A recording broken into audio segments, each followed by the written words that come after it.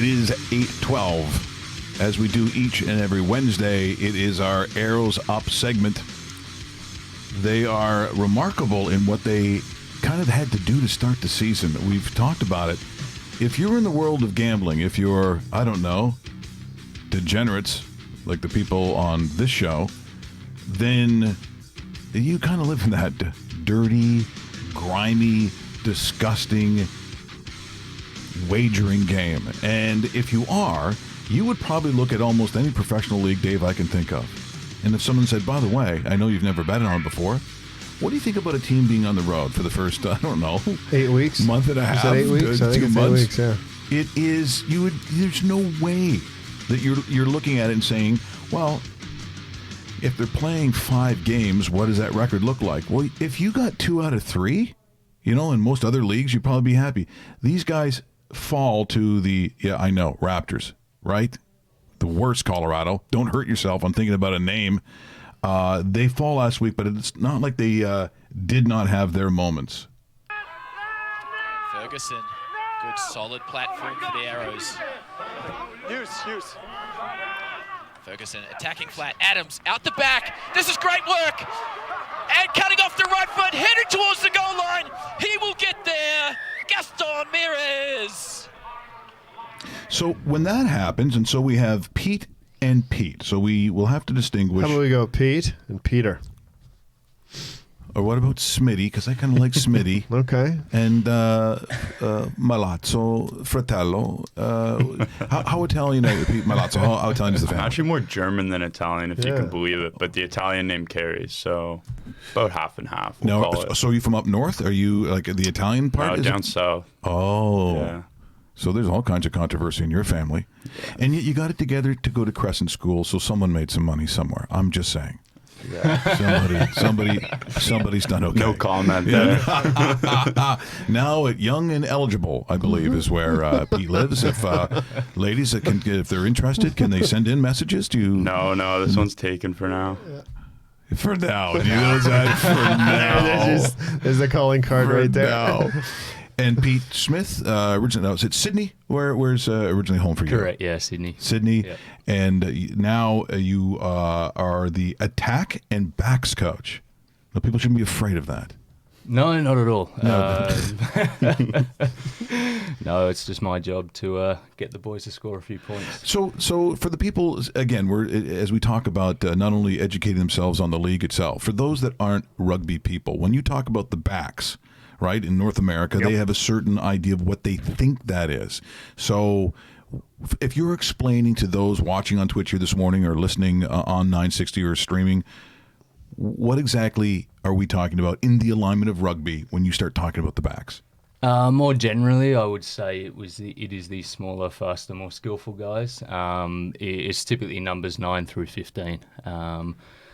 And, the guys who you see on the edges, a bit more speed, a bit more flair. So typically those guys, while our forwards are the bigger guys who kind of run the ball up and are involved in the lineouts and the scrums. The backs are the guys out wide doing the rest of the stuff. So as people understand, so the scrum, so where they're all way too close together for some people, and then the ball gets kicked out, the guy taking the ball is who? The halfback, so the number 9. So that's the 9 that you talked about, because people, again, some may not understand that. So the ball then goes out to the wing line. Are we going to call it that? What are you going to want to call that? So the back line, which will be commanded by essentially the quarterback, our number 10 or the fly half, and he's in charge of directing where the ball goes and all the plays and everything like that. So he's got a lot of responsibility on his shoulders. So as the ball comes out, as people, and if they've been able to see the game on TSN Drive, which is, and there will be a couple of games on the main network, by the way, on TSN, as the ball gets kicked out, for those that aren't familiar with it, because if you're looking at it sort of from a North American football standpoint, it starts then to look like what we would call read option or an option play, right? So now you're looking generally at what is coming your way, and there's a decision. You either keep it or you continue to kick it out. So, Pete, where do you come in on this for people listening here this morning? Where are you on that back line? So I'm not actually in the back line. I'm a forward, and I play in the back row of the forwards, so that means I'm a flanker. and it's probably the closest position that shares similar responsibilities. While it is a forward, there are some responsibilities to get out and be part of the attack and play out on the width as well. But in the analogy you're using when the ball's coming out of the scrum, offensively I'm going to try to end up right where that ball gets tackled, or if undefensively I'm trying to run right at that quarterback that Pete's talking about and try to make his day a nightmare all day. And look at the smile on Pete when he talked about that. Yeah, the nightmare. He smiles, exactly. See, that's when I coach sports, especially football. You want to see that? Yeah. Number one, Italian, so aggressive. Yeah. They're going to take what they want. Okay, Don't care. sure. Kind of the forget about it sort of thing. And and again, sort of in that aggressiveness of the sport, and I think this is what I like about rugby union, is that it just, as long as you got that ball, you keep that ball and you keep going. I think it's incredibly exciting. For those that like contact sports and the ability to have athleticism, this kind of combines both. Because I know there's, like in Europe, when you start getting in and you talk to some of my relatives or whatever in Ireland, when they watch North American football, they don't see it as tough because number one, they see all the equipment, they see the helmets, they see them run the play that might be 10 seconds or so, and then 35 seconds of guys walking around or whatever. They don't quite understand what the excitement is. There's no gray area in this sport, especially with rugby union, because it just the action never stops. Never.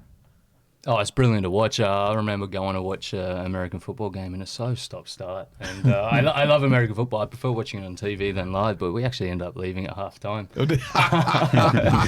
It goes for 3 hours. But I think that's one of the reasons why rugby can really take off over here in the Northern Hemisphere, or not the Northern Hemisphere, but North America.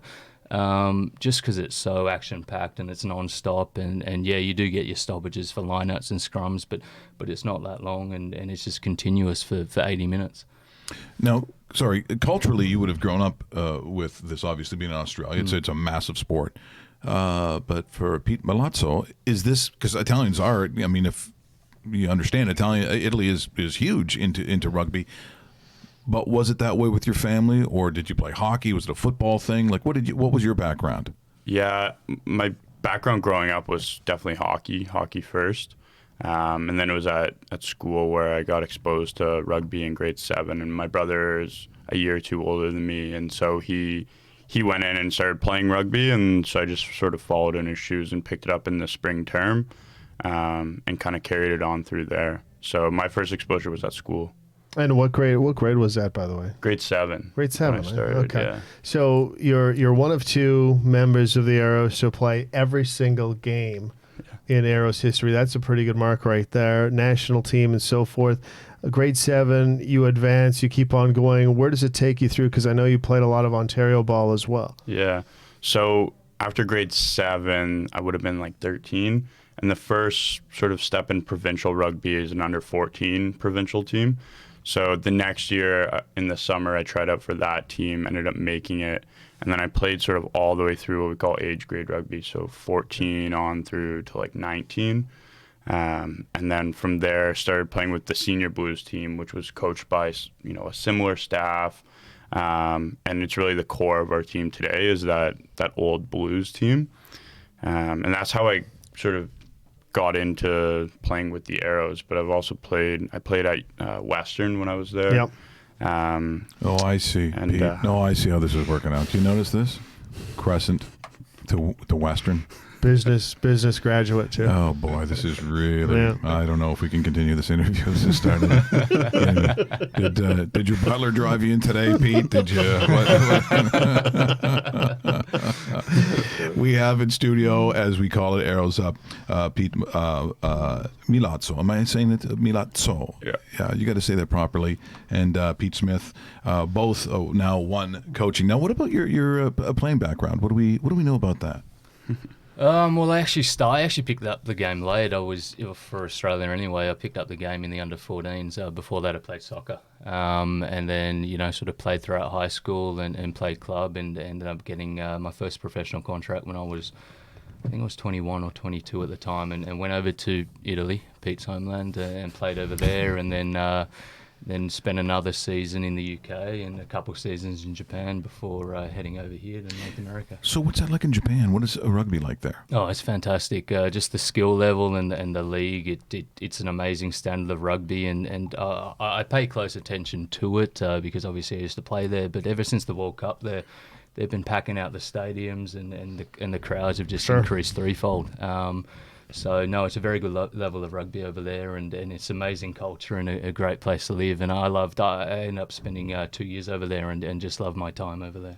You got a pretty cool resume. You just mentioned some of your stops internationally, but the one I want to talk about isn't really rugby related.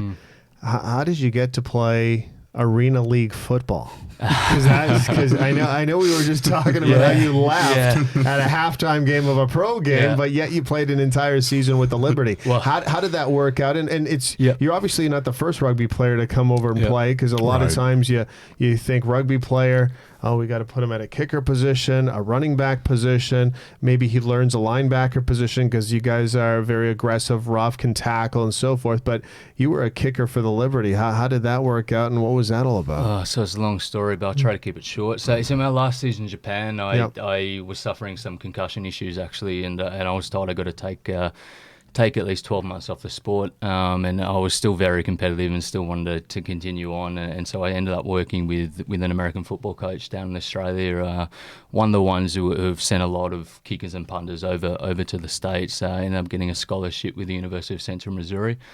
So I played at the D2 school over there, which was a fantastic experience. I mean, the facilities and the professionalism, and I know it's just a university and we're all student athletes, but it was a very professional setup compared to where I've come from. And so I played a season there because I had a season of NCAA eligibility, and then when my time ended up there, finished up there, I had a tryout to go work with one of the Liberty, and so kicked in front of them, and they offered me a contract on the day, and I'm signing for a different team, and went to training camp with a different team, and got cut at the end of camp, and then so I just sort of started working, and then these guys called me in sort of mid-season and played with them, and it was an unbelievable experience. But again, it's tough. I used to play fly half in rugby. And you go from, organising all the plays and everything sort of centering around you to you got to go on the field for 15 seconds, kick a ball, and come straight off it. And you essentially have one job, and that's to kick the ball straight. And it was an amazing, enjoyable experience. But it's also a tough life, like if you do a bad, when I punted in college, if you do a bad punt or anything like that, you want to be able to make up for it, but you just can't. You got to come off the field and wait another 20, 25 minutes before you get back out there. And but see, that's why it has changed, as you know, Dave. There are guys then that take mixed martial arts, these kickers and so on. Now, some of them specifically are going out there to kick the ball, and they're going down, and they are allowing them now to make a hit. It's very dangerous. You better be of a certain size and be able to do it and know how to tackle. That's one thing. Now look, you guys going to hang around? We'll take a break here. We'll go to traffic. Yeah, let's do that. Yeah, because you guys got some time. Okay, good. Yeah, we always keep them later, right? Pete probably sit there and go, I gotta. It doesn't have to be to what club are you going to today? Are you going to the Pete's got a Granite Club lunch, but it's not till about 11:30. He's meeting Taylor Swift for squash. So you brought up Western. Is that like a good Western? Prestigious school? Or yes, Western, of course, is a little. They talk like this. Here's Dave in the traffic. Thanks so much, Mike. Here's what's happening in your area this morning. 401, both directions. Pretty heavy traffic. A lot of buildup. Credit Road has a notification. Mavis Road, that stretch of highway in between, it's jam-packed, to tell you the honest truth, just off the highway as well. We have a crash to tell you about, minor crash on McLaughlin Road, just off of the 401 that you're going to be wanting to avoid to get onto the 401. 410 Brampton moving slowly. Queen Street East has a couple different situations that we're looking at this morning. On the 403 Winston Churchill Boulevard, some slowdowns as well. That intersection is jam-packed. As you make your way through Etobicoke into the Mississauga portion, Kerr Street, Dorval Drive, 4th line, 69. That stretch of highway appears to be busy as well. Currently here in the city of Mississauga, we are sitting at minus 2 degrees Celsius, under a few clouds. Actually, update that, -1 under a few clouds. Winds out of the east at 15. Daytime high of 3, partly cloudy throughout the morning, sunny periods in the afternoon. Your coldest day of the week. Tomorrow's supposed to head up to 8 degrees, 7 degrees on Friday. Weekend supposed to chill out a little bit, but for now, 3 is your daytime high. Checking the Lakeshore West, there is only one issue to report: the eastbound West Harbour to Union Station. The 749 is a 5-minute delay, but the train is moving. We do more with our Toronto Arrows, something we call Arrows Up that we do every Wednesday. We've got Pete and Pete in studio this morning. We'll find out more about them. It is 8:28 on News Talk, Saga 960. Your favorite morning show has a new home. Mike Richards and David Bastel, 6 to 9 weekdays on News Talk Saga 960. Brought to you by Bell Lifestyle Products. 50 meters, but you miss it at football. Really? Yeah. Did you find it harder with all the equipment on and the helmet? Oh yeah. You guys are used to wearing this. With the shoulder pads and the helmet. I mean, your helmet, you put your head sort of Those things are in heavy. one way, and your body Yeah. just sort of goes. So Yeah. your weight distribution is just all off. I played football for about 6 years, and you play regular football, running around, everything's great. You put on equipment, it's like, I feel a lot slower. Oh yeah. And most of my training was initially without it. So like I was just kicking, and it took a while to get up to speed. It took several months to get up to speed in terms of being able to do it. Yes. And then they chucked their helmet and shoulder pads on me, and then all of a sudden it is you back down, and you got to work your way through it. Absolutely. And then you add in the snap and the hold as well. And if you got a bad holder, that just it's tough. Well, and then trying to teach people the other way around, because I didn't know any of the rugby rules, and found myself one time, and they were looking for somebody to be a fullback, and I said, "Oh, fullback. Well, normally aren't they like bigger guys?" He goes, "No, it's not like that." It was an English guy. He goes, "No, it's like like a punter, like you're punting the ball." Oh, yeah. Because I wanted to be on the wing line, but at the same time, it's just like choices, like hockey. If you're coaching a sport in high school, generally the best athletes, if it's in the fall, you lose all the guys to hockey. They all play hockey. So if I'm coaching football, guys like you, I'd go up to you, see you in school. Hey, do you want to? And of course, you got hockey practice, you travel. It just wasn't going to happen. So what started happening was that transfer in the spring, where your season was over. And then all of a sudden, guys would show up playing rugby. Some then who decided, maybe hockey wasn't going their way or whatever, maybe they give it a shot at football. So sort of late in high school, seniors, some hockey guys would all of a sudden start playing football. But for me, when I'd end up coming back, and I just wanted to be, the last guy to get the ball, because I'm thinking football, I want the glory, I want all the tries, I want ever. So they're like, well, no, we have that, and would you be fullback? And so I didn't know the rules. I seriously didn't know the rules. So we're playing up in Richmond Hill, and so I'm practicing. So after you see the rugby ball for the first time, I'm punting it. And of course, it just comes flying up the foot, and you can spin these spirals. And I thought, oh, this is going to be really great for the chicks. They're going to love this. It's lunchtime. I'm going to do great, right? So finally, the ball comes back. I get it, place it like a football. Punt, boof, it goes up, and it's spiraling, and I'm like admiring myself, standing there. Yeah. And they're all like, Gotta run. I'm like, what? Because if you don't run down, we're all offside, right? I mean, do you really not know the rules? I don't know the rules. So 20 seconds. It's high school, and kicking it back and forth, and I got thrown out for a high tackle because I got a little upset, and the Irish part came out, and I just wanted to kill somebody.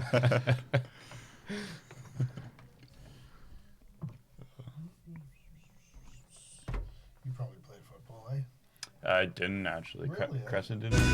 Okay. News Talk Saga 960 is the new home for Raw Mike Richards. Brought to you by Bell Lifestyle Products. Also streaming live on saga960.ca. And now, from the Bell Lifestyle Studio, here's Mike and Dave. 8:32, News Talk, Saga 960, Raw Mike Richards. Pete Milazzo. And, well, you could say Petey Smitty, Like what do you get called, or can we use what you get called? I don't know. What is that? Start using Smitty. Two Pete's is way too. Yeah, I haven't been on many teams with us two Pete, so it is. We were walking down the other day and people started shouting Pete, and they were talking to this Pete, and I'm turning around. I'm just not used to it. So what is the nickname? Because you play sports, it's got to be Smitty, isn't it? Well, I've been the only Pete on the majority of my team, so it's always been Pete. But not a Petey. I did have a Usually Irish has a wide coach everything, yeah. once call me Smitty, but I could see that. That's That's an easy one. If you're in Canada, that's about it. you just add the Y. Our friend Bill, I think you know who Bill is, wanted to remind everybody that our friend Pete here, a financer by day, our friend Pete here developed sports instruction apps in the past. Is this true? Yeah. So we actually have or had. We're still working on it, but it's a sports coaching mobile app called Pro Coach. Basically, I'll talk through it in golf. We're not into golf yet, but basically record your swing, send it off to a professional coach for them to analyze, and they'll come back with sort of a couple minutes of video feedback for you. So not a bad idea. And the pro goes, yeah, he's terrible. So we try to tell our coaches to be as positive as possible. You know, when you're hitching that swing and you pull the club in and you kind of hook it and go inside out, good stuff, really good stuff. I can work with this. Yeah. Probably Jim Furyk who sent it in. Right?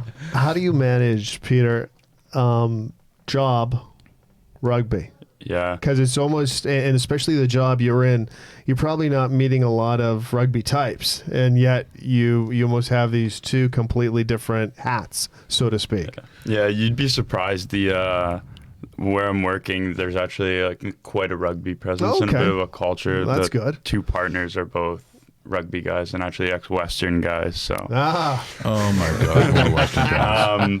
But it can be tough sometimes managing the day-to-day when this week's great. It's a bye week, so I'm in the office for all 5 days. But I'm lucky they're pretty flexible with me in terms of my work schedule. The company works a lot remotely. So when I have to head out to training, I go and do that. And then, sometimes my days look like, 9 to sort of 1:30, 2:30, sometimes 3 p.m. playing rugby. And then I get home around 4:30 and, work through the night. And, that's my day. So that's a long one. It can be a jam-packed day sometimes. But I've been used to it for a while now. So it's... Well, look, we'll step down. We'll do another traffic here. We'll come back and find out some more. But we'll also talk about how you can see these guys when they eventually come home. Season opener coming up in less than a month. Yeah. Season tickets still available. We'll tell you about the season opener, home opener, where you get your season tickets, price-wise, most affordable season ticket in Toronto sports. Yeah, you want to go and see every single game, it's less than lunch. It is. Basically. Really that's is. what it is. And the entertainment will be nonstop. Unless you're going to a Western lunch, because those are pricey. We get to see Taylor Swift, right? Yeah, that's Taylor true. Swift, yeah. So that other girl, that's what used to happen right there. See you later. Traffic on the 5s. Here's Dave. Thanks so much, Mike. Let's take a look at what's happening quickly in your area. I'm getting a couple different notifications here. A brand new one that just occurred minutes ago. Disabled vehicle, QEW Toronto bound at Erin Mills Parkway, very close to South Down Road, that same intersection. Left lane blocked at this time. That was just handed to me about 2 minutes ago, so we're seeing a lot of delays in that area. Build-up in that area as well is somewhere you definitely want to avoid as you're making your way through into the Etobicoke portion of your commute. 401, very busy, congestion. 410 Brampton as well. Other than that, that's your latest and greatest. -1, going up to a daytime high of 3. Checking the Lakeshore West. Once again, there is nothing to report. Everything is on time this morning with the go. It is 8:36 on Newstalk, Saga 960. Hang on. There'll be more gambling, booze, and meat talk, sprinkled in with sarcasm, condescension, and insults. This is Raw Mike Richards, brought to you by Bell Lifestyle Products. I'm doing it again. Hey, just so my brother was a longtime teacher at Holy Trinity. Okay. Yeah, up in Richmond Hill, I guess. Yeah. And it's funny because when I went to Stouffville High School, I'm from Stouffville originally, and then bit by bit, like schools started being added on. It wasn't really private schools at the time, but then St. Andrews came into it, and then at that point, because we weren't really aware of it, or like that hockey program they had up there forever. Yeah, but back when we were playing there, we didn't know. It's not like we saw what UCC or any of these schools. Like we just didn't. Yeah. That wasn't our circle, and it's independent schools anyway. But my brother went up there and coached volleyball for a long time. But I'm familiar with a lot of those schools down there, and just because they can specialize too, right? I mean, if you're going to one of those, and now they have hardcore sports schools, which didn't exist when we were kids. Yeah. When I found out about it, and I said, if you went to Edge School or whatever it was like, you mean they're going to school for hockey? Yeah. What are you serious? And of course, that just again didn't exist.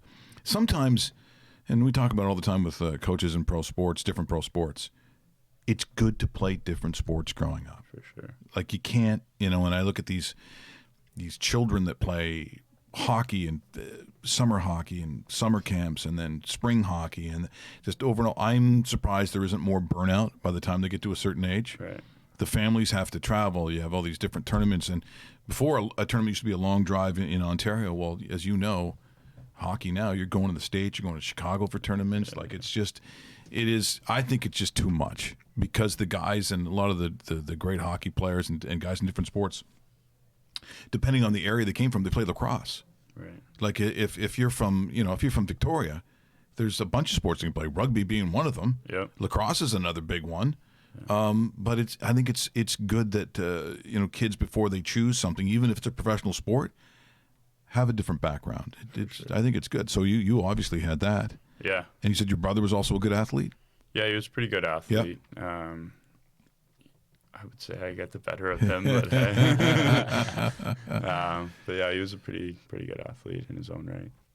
Now, do you still have family in Sydney? I do.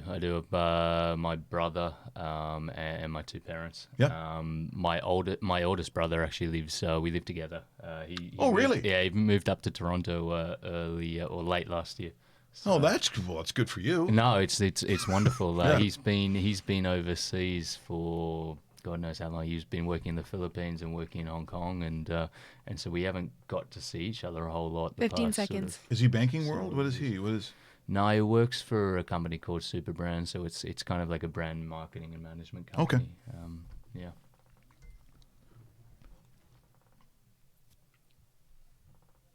The boys are back in town. You're listening to Raw Mike Richards, brought to you by Bell Lifestyle Products on News Talk Saga 960.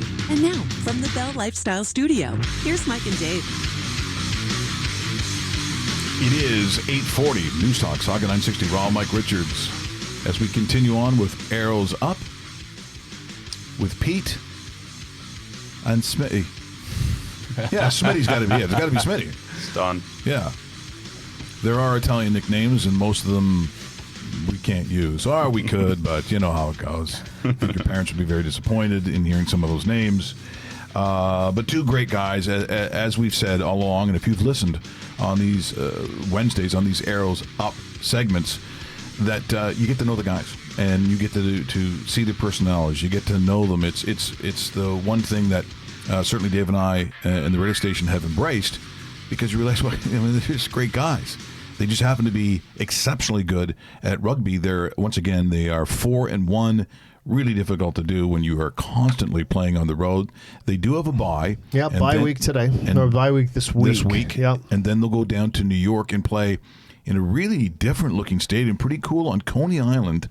What do we call it? MCM? MCU Stadium. MCU? Yeah, Credit Union. That's right. And it's so Coney Island. So the rides are right there. The ocean is right there. And that will be, again, so the following week, And then April the 4th. April 4th is the home opener at York Alumni Stadium. Season tickets available, still on sale. It's $120 for youth and seniors. That's all in, taxes as well. $200 for adult, the most affordable season ticket in Toronto. Single game tickets are also available. TorontoArrows.com for everything. And you want to jump on it now because that's going to be a sellout on the 4th. And the longer you wait, the longer you risk not being able to make that. You guys do pretty well at home. I'm guessing home crowds for you. Pretty good rugby community that supports your club.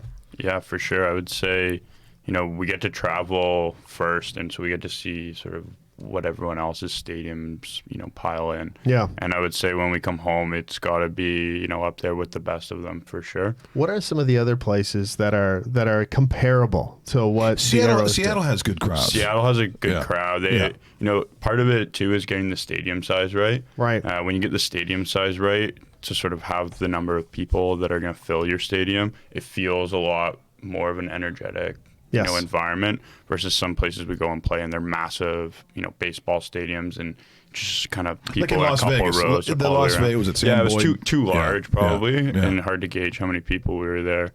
But San Diego has a really cool stadium too. It's kind of in like a concrete bowl almost. Yeah. And they get a good crowd. So the noise really gets loud down in that sort of concrete bowl. So that's a fun place to play as well. And San Diego. Well, San Diego, there is zero wrong with San Diego. I mean, that is fantastic. Your parents obviously have seen you do very well, extremely well, right? And but at some point, years ago, not that long ago, there wouldn't be a place to play. And we talk about this with some of the, you've traveled all around the world. Where do you think you would have ended up if there wasn't professional rugby here available because of the Arrows? Where do you think you go? Yeah, Do you go overseas or do you just stop playing? Do you play national only? What happens for you?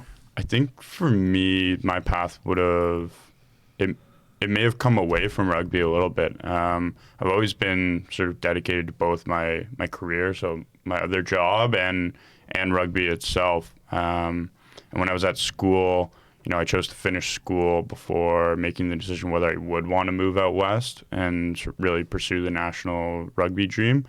So I would have been at a fork in a road in terms of whether I would be moving out west to pursue that. And where's the national program held out of? It's out of Langford in BC, so Victoria, really. Right. So I would have had to either move out there and try to really pursue that, or just play club rugby around here in the summers, play with the provincial team in the summer as well, and then sort of work the rest of the months. It's a drastic change, and that's why when you look at what Bill has done and what you look what has ended up happening with Major League Rugby, where I think, to me anyways, it sort of mirrors the very beginnings of Major League Soccer. Yeah. Like when it first started, North Americans, the people going to the games were generally first or second generation of those that grew up with soccer. So if they were Italian or they're English, right. You name the nationality, that's kind of who are going to the games. Well, as we know now, with TFC, that's not who goes to the game. I mean, there are some of that, obviously, but it's Canadians going to the games. Yeah. That is what I believe should be the goal and will be the goal when we start talking about Major League Rugby, is that you don't have to have an English family or, those that grew up in the culture of rugby. Australian families. Yeah, Australian families. Yeah, speaking of that, so you've got your parents are still at home in Sydney. Yep. And you said you've been in all these other different places, including Japan. Japan, Wales, played in Seattle. Did your parents all of a sudden go, so you don't like us? I mean, no, Japan now? Japan? I think it's a tough one.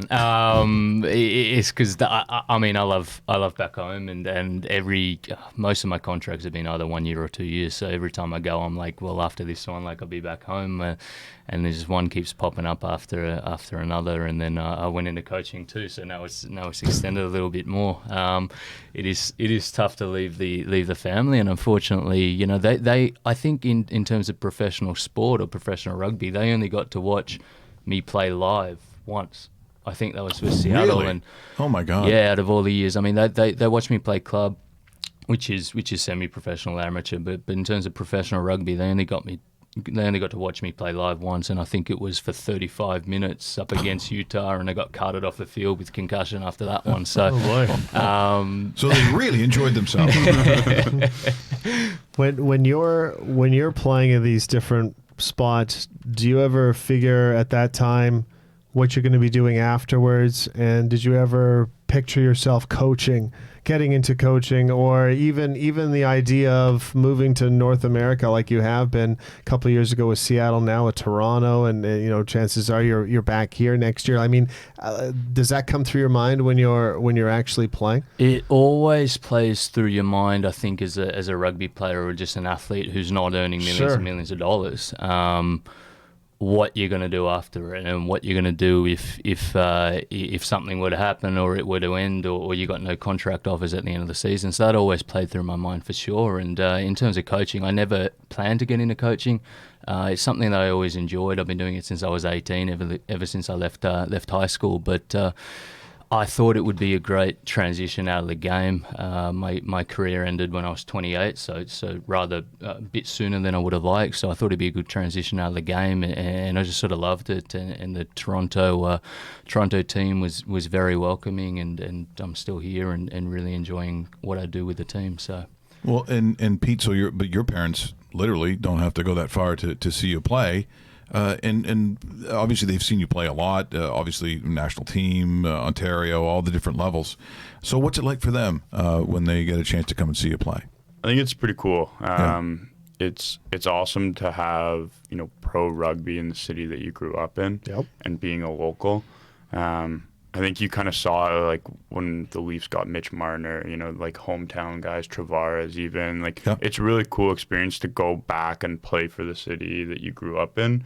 And for us, we're lucky that, it started here, and we started with a bunch of people from around here. So it's always great when, we get the whole family out, and, it's a fun Sunday afternoon to go and, they come down to the game, and then we go to the, the post-match social, which is a great gathering for the fans, family, and players. So, it's a great experience to have it here in Toronto. Well, as Dave and I have said many times, it's been done the right way, and it's to take on the responsibility of having a professional franchise in any sport. I mean, it's hard. It's really hard, because you are trying to cut out some sort of niche where people are going to see something that generally maybe they haven't even thought of before, which is why I always said, this kind of exposure, getting to meet the personalities and sort of what they've sacrificed and what they've given up, because chances are it might be someone who's maybe a couple of blocks over, another high school over, another town over. There are guys from Brampton on your team. There are guys from Mississauga. As this has branched out. Uruguay, you see all these guys from different places in South America, where it's very, very important, because this is, again, that building block, and a big part of this is getting people to see it. So as much as you can see it on TSN Drive, and I think when it goes to the main network, I think that's a big deal. But I think the other big deal is going to the games, get those people through the turnstiles, and get them to see it. For sure, yeah, I think it's great what we've been able to accomplish in our first year and a bit now, and it's been a ton of fun to play as a part of the team, and I think it's only going to go up, and the exposure that we're getting with TSN now, I think that's going to be amazing for us, and I'm really excited when we get to our home games to see the crowd that will come out. We were told that our social media following doubled in the off season, when we didn't even play any games, so. People are ready. Just wait. Yeah, they're ready. When we have you guys on here every single Wednesday morning, and the different coaches, players, management, our numbers skyrocket. No. There's a lot of not only participation on social media. We're worldwide on camera on Twitch. We have people watching us all around the world, because sometimes they run across we don't know who's watching right now, but we'll find out later. But I'm willing to bet, Pete, that where you've played in your life, if people find out and knew that you were on this in Japan, Wales, Seattle, wherever it is, Australia, they might be tuning in at some time to at least watch the replay, because of how much the following is with players that have played the sport of rugby. It's just outstanding. I know there's some Kiwis Or do you not like them? You can say that now. If you look at the camera, if you really want to, do you want to say something bad about people from New Zealand? We've got a few on the team, Yes, and for the most part, they've been very wonderful individuals. Isn't that? Did you read that? Or? Yeah, that was, aren't they? Who are? And this could be. And trust me, this is slang. What you think I'm going to say doesn't mean what you think I'm saying. But what is where would I find a banana benda? A banana benda. Where are they from? I have no idea. Okay, well maybe.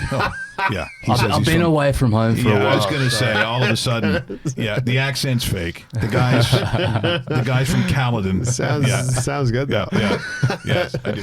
What's the number one thing, adjustment wise, lifestyle wise, living in Toronto compared to Australia? And don't say weather, because we know the weather's a lot different here. It's actually fairly similar in terms of Toronto being very multicultural, and there's just great restaurants and bars and all that to go to, and the culture's much the same in terms of, healthcare and everything, and the way people approach everything, and just a sort of laid back attitude. And you're from Sydney too, so so you're a city boy too, so you're a city guy, right? So I found it very, very similar, which is probably why I like and enjoy it so much. Obviously, the weather is one that is a big difference. I don't get to go to the beach nearly as much as I would like, but for the most part, it's very, very similar. And again, I'm sure that's why I enjoy it so much. It is a lot like home in that sense. Is Crescent School? Is Crescent a lot like? Here we go. Is it a lot like Uxbridge, or is it different? No, I think it's different. Guys, thanks so much for coming in. As I said, we're just thrilled to have you in. Like you guys, all your teammates who come in, they're all spectacular. They're all funny. They all got their different, quirks. and because, we had Cole coming in from, it was New Brunswick, where he comes in from. Shep's been in. Big Andrew Quatrin came in there with the best hairstyle I have ever seen, and his mom does it. I'm Andrew. I'm telling you, that was fantastic. Can you tell the Van Horns apart? Yeah.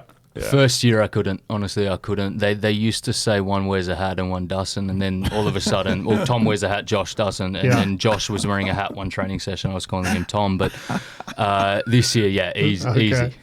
Okay. We haven't met Josh yet. We met Tom, but we haven't met Josh. They've got a different ear. Oh, you can see. Okay. This is the cerebral stuff that you get when you go to Western. Yeah. This is why they are just a cut above. Now, did you ever wear Lacoste shirts with? No, none of that. No, of course you didn't. No, you didn't. Did you ever wear shoes with no socks on? Well, you're Italian, so you kind of got to do that anyway, right? You should ask Colby Francis on the team when he comes in about wearing shoes with no socks. Oh, is that right? Is that what goes out there? Write that down. Okay. Well, guys, thanks so much once again. Season tickets, Dave. Did you say $200 for the whole year? $200 for the year. Yeah. I mean, I challenge you to beat that with anything that's happening here with the Raptors, and the Leafs. You can't go to one game for that much. You can't get beers for $200. No, and that's the thing, right? You get the complete season ticket package. It's an awesome environment, especially once they get to King Street West, which is my old stomping grounds. I was at King and Spadina back before the married days and so forth. So as Dave says, the good old days. Which still good. that whole stretch at King West is awesome, and you guys are a really big part of it. Thanks for joining us. We can't wait for the next game in New York, and of course the home opener coming up on the 4th.